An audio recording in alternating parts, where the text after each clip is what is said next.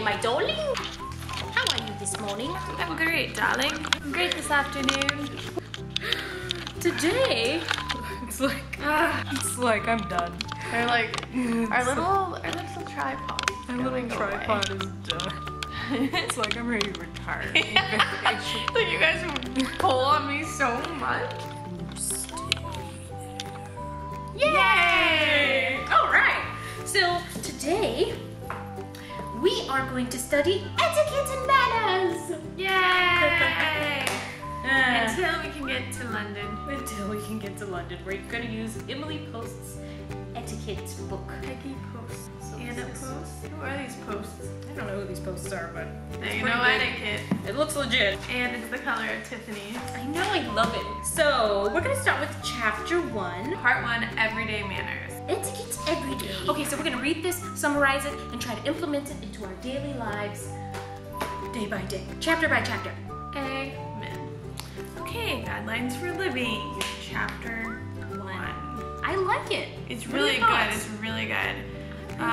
It's more like of a self-help almost, but It's so applicable right now, though. Like, don't you feel like you could do this, like, change it, well, or just improve what you're already doing? yeah, you so can improve quickly. your life right now as a human Just being. got real serious with it. I know. It was all an etiquette. So we're just going to summarize what we wrote in, what we read in chapter 1, which is respect, consideration, and honesty, which are the fundamental principles to manners and etiquette. When you're respectable, or when you are practicing respect, you're refraining from demeaning others for their ideas and opinions, refusing to laugh at racist or sexist jokes, putting prejudice aside and staying open-minded.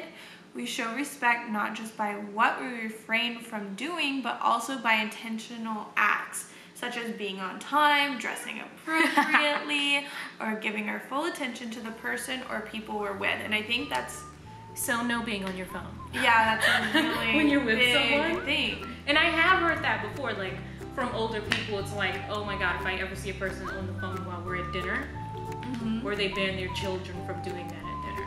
That's cool. But it's hard, you know? It is hard. It's really hard. Like, It's you think you're talking to them, but you're thinking about your phone. I know, like, So it's like, that's even rude. I just saw my phone light up. I need Yeah, to I check know. this. Self-respect is just as important as respect for others. A person who respects herself isn't boastful or pushy, which makes sense because when you know your own value, you don't feel the need to highlight it. Because I know people that do that.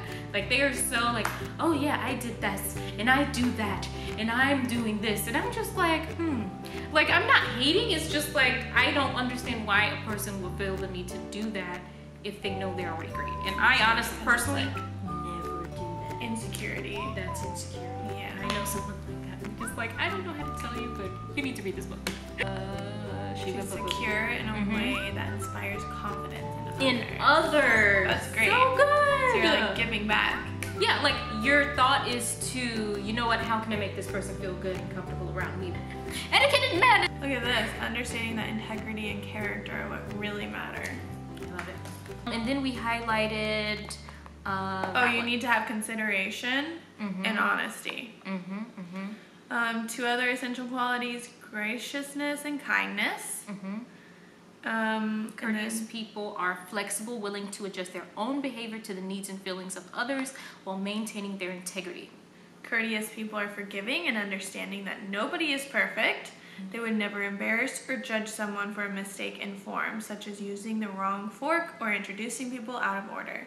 They don't keep an etiquette scorecard. So all those people in Hollywood, though, you know, would definitely do that. Let me pull out my paper. They do it every single day. Tally.